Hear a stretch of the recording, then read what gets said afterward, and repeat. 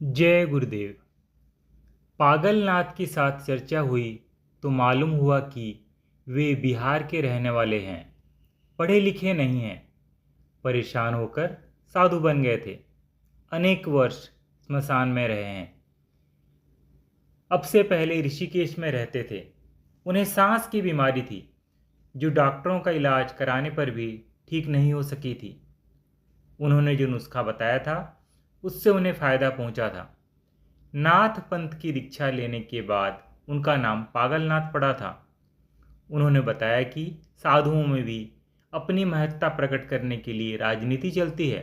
काले कपड़े, भभूत, जटा, खप्पर, डमरू आदि साधु का वेश है। मैंने कहा कि इन्हें अपना लेने मात्र से ही कोई साधु नहीं हो जाता, बल्कि संसार के प्रति आसक्ति का त्याग करके ही कोई व्यक्ति सच्चा साधु बन सकता है। पागलनाथ बोले, रात के अब 12 बजे हैं। सुनो, सारा हिमालय, भागीरथी एवं इस क्षेत्र के सभी सिद्ध पुरुष हमारी तुम्हारी बातचीत सुन रहे हैं। मेरे मन में कुछ डर की भावना प्रवेश कर गई, लेकिन तभी मैंने अपने गुरु का ध्यान किया तो मैं संभल गया। अपनी बुद्धि पर जोर डाला तो मुझे पागलनाथ की सारी बातें सत्य से दूर ही प्रतीत हुई। खिन्न मन से कुछ आवेशित होकर मैंने उन्हें बताया कि खप्पर हाथ में लेना व उसमें खाना पीना हमारे अहंकार को खत्म करता है। जिस खोपड़ी में अहम था उससे भिक्षा ग्रहण की तो अहंकार कहाँ रहेगा। बहुत चिन्ह है हमारे नाशवान शरीर का। शरीर की पूर्ति में ही सारा जीवन होम करना व्यर्थ है। यह शरीर पंच तत्व पृथ्वी, अग्नि, जल, वायु और आकाश से मिलकर बना है और नष्ट होकर उसी में मिल जाएगा। अतः भभूत लगाकर हर क्षण हमें इस शरीर की नश्वरता का भान बना रहता है। डमरू परम ब्रह्म, अक्षर और नाद ज्ञान के प्रतीक हैं। बगैर ज्ञान प्राप्त किए हम सत्य को प्राप्त नहीं कर सकते। काले वस्त्र हमारी संसार में अनासक्ति को प्रदर्शित करते हैं और गले में रुद्राक्ष या सर्प कुंडलिनी शक्ति का प्रतीक है। कुंडलिनी शक्ति ही ब्रह्मांड व्यापी शक्ति है और इस पर कोई शक्ति हावी नहीं हो सकती। लेकिन यह तीव्र जहर युक्त है, इसलिए गुरु के मार्गदर्शन की जरूरत पड़ती है। सांप का विष अमृत हो जाता है यदि उसका उचित प्रयोग हो। सत्य का रास्ता छुरे की धार के पर चलने के समान है। उपनिषद में उल्लेख है, हे पुरुष उठ, जाग व सत्य ज्ञान के लिए गुरु की शरण में जा। पागलनाथ ऊँघने लगे थे, फिर भी वे बोले, आज मुझे महसूस हुआ कि मैं भेड़ तोते की तरह ही साधु था। लोग तो बहुत मिले लेकिन सत्य ज्ञान नहीं मिला। सच्चा मार्ग बहुत कम लोग बताते हैं। इसके बाद उन्होंने करवट बदलकर मुंह फेर लिया और सोने की चेष्टा करने लगे।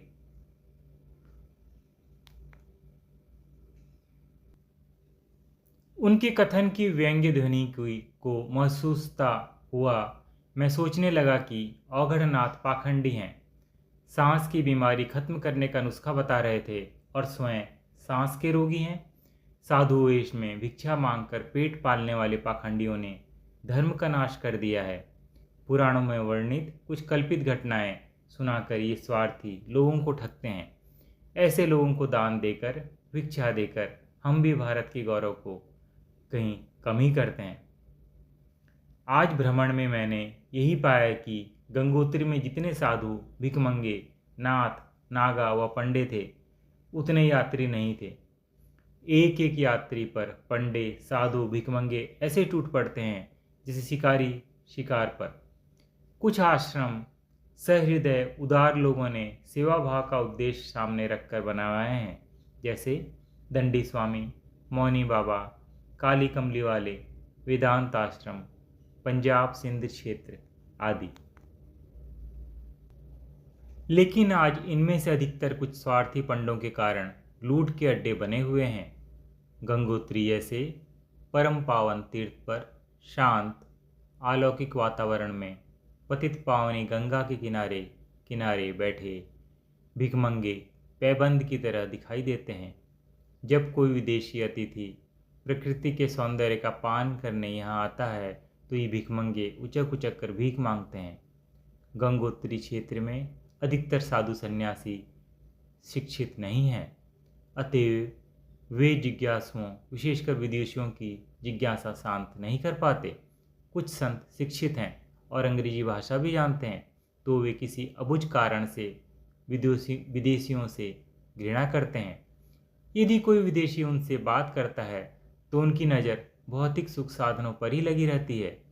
यदि हम अध्यात्म को भली प्रकार समझ लें और अंग्रेजी भाषा के साथ साथ विदेशी दर्शनों का भी थोड़ा ज्ञान प्राप्त कर लें, तभी हम उन्हें ठीक प्रकार समझा सकेंगे कि सनातन धर्म ही सारे धर्मों की जननी है। वह कट्टरता का नहीं वरन योग अर्थात जोड़ने और सामंजस्य का धर्म है, जिसका आधार है एक दूसरे को समझो एवं स्वीकारो। विचारों में खोया मैं गहरी निद्रा में निमग्न हो गया। जय गुरुदेव।